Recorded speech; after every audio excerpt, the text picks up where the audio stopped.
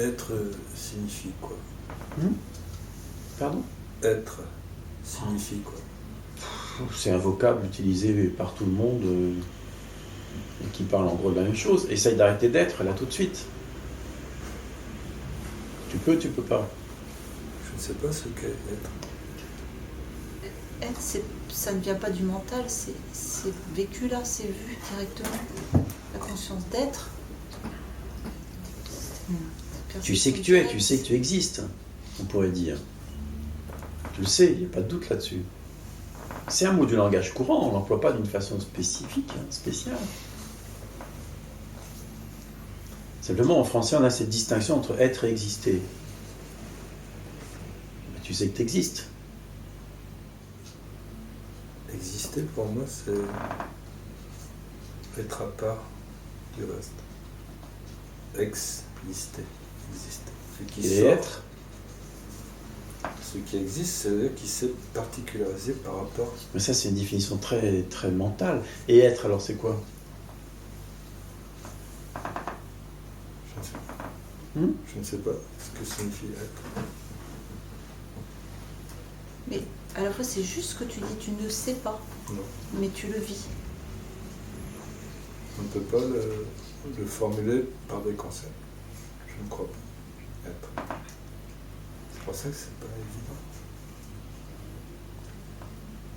Mais est-ce qu'il y a besoin d'un concept pour être? Non, non, je ne parle pas de ça, je dis. vois? Quand on demande ce que c'est, on dit informulable, inconcevable.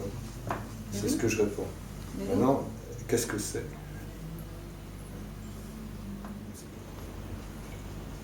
Je n'ai pas bien compris. Être bien avec le non-savoir. Être bien. Se ressentir pleinement avec le non-savoir. Tu vois? On peut. C'est sortir de la tête. Il y a des types comme Heidegger qui ont passé toute leur vie à essayer de définir ce qu'était être. Ils n'ont pas réussi. Non, mais alors à quoi ça sert de passer sa vie à essayer de faire quelque chose qu'on n'arrivera pas à faire? Non, mais je ne dis pas. Il transforme mon problème. Oui, mais ce qui est intéressant de voir pour toi, c'est comment tu es avec ça. Tu vois? Dans le fait du non-savoir, de ne pas pouvoir le définir. Comment ça résonne, ça, chez toi? Si on ne peut pas concevoir ce qu'est être, comment peut-on parler d'être-té?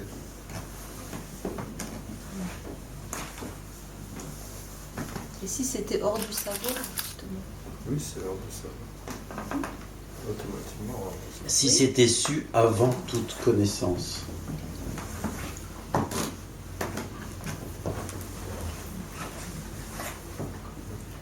Et tu vois, c'est intéressant parce que dans ta question, tu parles encore de comment concevoir.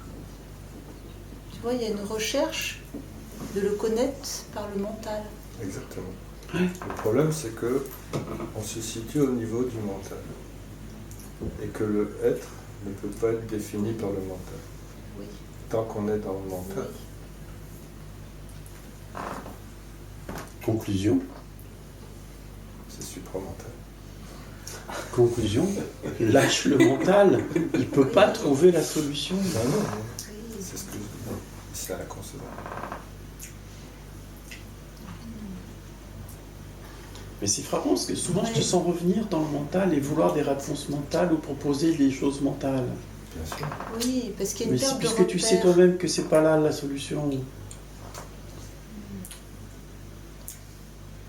C'est comme si tu essayais, enfin l'impression que j'ai, c'est que souvent tu essayes de trouver la solution, de comprendre mentalement. Et en même temps tu sais, ça peut pas se trouver là la solution. Est-ce qu'il y a d'autres réponses en dehors des réponses du mental? Mais évidemment. T'as l'impression qu'on répond depuis le mental, non? Mais elles sont informées. Mais si, le mental sert à formuler, justement. Oui, mais comme les réponses que l'on cherche sont hors mental, elles sont donc informulables. Oui, en fond, elles sont informulables. C'est pour ça qu'on dit que quand on les met en mots, ça transforme déjà ce qui est. Et que les mots ne font que pointer vers. Et cependant, on les formule quand même. mal, mais on les formule quand même. On ne peut que pointer. Oui. On ne peut pas exprimer. Voilà. Et le mental sert à mettre en mots des pointeurs. Enfin, sert de pointeur. Ouais, je me sens bien. Waouh. Super. Je suis content que tu te sentes bien de partir. L'être-té pré-est au mental. Nous sommes avant toute pensée, on pourrait dire. Même si être est une pensée. Mais bon, on va dire être est avant l'apparition du mental humain, en tout cas. D'accord ? Le mental humain n'a pas accès. C'est pas C'est possible. pour ça qu'on ne peut pas exprimer par le mental. On ne peut que pointer vers. On ne peut pas exprimer quelque chose qui le précède. D'où l'art, Ouais. tu vois, et la poésie. Ouais. Et ce qu'on fait nous, c'est une forme d'art aussi, Ouais, ouais. où on met en mots des choses informulables et ça parle. Et ping, à certains moments, ça touche quelque chose. On sent, tu vois, quand ça éveille, quand tout d'un coup, il se passe. Le mental, la plupart du temps, il trouve des métaphores. Même s'il ne peut pas dire les choses pleinement, telles qu'elles sont, il utilise une métaphore, et là, il n'y a aucune métaphore. Même pas de métaphore. Tu vois ce que je veux dire? Juste, Ouais. peut-être pointer. Si tu veux, mais il n'y a même pas de recherche de ça. Il y a juste constatation qu'il y a des mots qui sortent pour exprimer l'inexprimable. C'est tout. Moi, je sais qu'à travers la nature, la géométrie de la nature, les fleurs, les parfums, je trouve ça vraiment magnifique. Et c'est vrai que je ressens plus l'espace à travers une plante ou un arbre, comme si ça flottait quelque part. Et là, ça me permet de ressentir l'être-té. Ça fait comme un jeu de miroir. Et c'est vrai, je me dis qu'une plante ne réfléchit pas. Elle n'est pas en train de dire « j'existe, regardez-moi ». Et il y a cet être-té qui est là, qui est simplement dans ce qu'elle est, quoi, à travers sa forme, le parfum.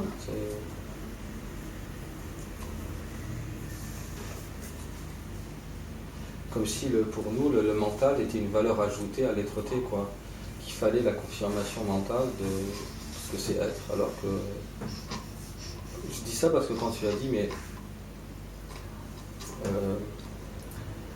Reste avec le non-savoir. Qu'est-ce que ça fait, tu vois, ça. Il y a plein de choses qui se passent en fait à ce moment-là aussi, quoi. Quand l'attention est ramenée sur le corps, par exemple, tu vois, dans la sensation qui existe dans l'instant.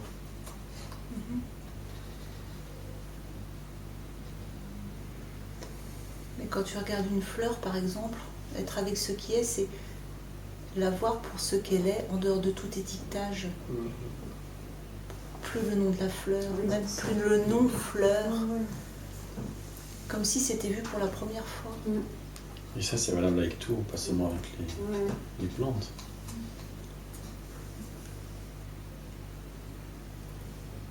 Ça fonctionne avec tout. Et c'est vrai que la nature, je suis comme Lionel, moi ça me touche et je me sens reliée. Enfin là, je me sens reliée dans la nature. Non, ça va Mais pas, ça veut dire c'est pour pas un la peu, forme physique qui me touche en fait. Hein. C'est pas la forme physique d'une fleur. J'ai l'impression qu'à ce moment-là, je suis en lien avec l'espace en fait. À la fois, il y a la manifestation qui est là et il y a une espèce de Et parce que le montage lâche, mais si le mental lâche face à une bouteille d'eau, c'est pareil. Oui. Dans ce Oui, sens, je te ouais, dis, ouais. quand on enlève D'accord, ouais. l'étiquetage. Oui, c'est vrai, d'accord. On pourrait préférer une fleur, alors qu'une bouteille d'eau, c'est la même émanence quelque part. Ouais. Et prend même Oui. 10 cm3 d'espace, un vide. C'est pareil. Et prend même rien du tout, c'est encore pareil. C'est la méditation sur un objet. La méditation dans l'absence de tout objet. La rage, alors pareil. La rage. Exact. Oui. Mais c'est ça que je te disais ce matin, Ouais, avec ouais. d'autres mots. À travers le mot, ce dont on parlait d'impuissance, quand on parlait d'impuissance ce matin, c'est exactement ça. Tu regardes la rage comme tu regardes une plante. C'est ça. Et là, qu'est-ce qu'il peut rester? qu'est-ce qui peut rester? La densité disparaît. Il peut y avoir rage et absence de densité. Il n'y a plus le mot et la charge émotionnelle du mot. Ça se vide. Ça se vide seulement du mental qui cristallise, qui densifie la chose.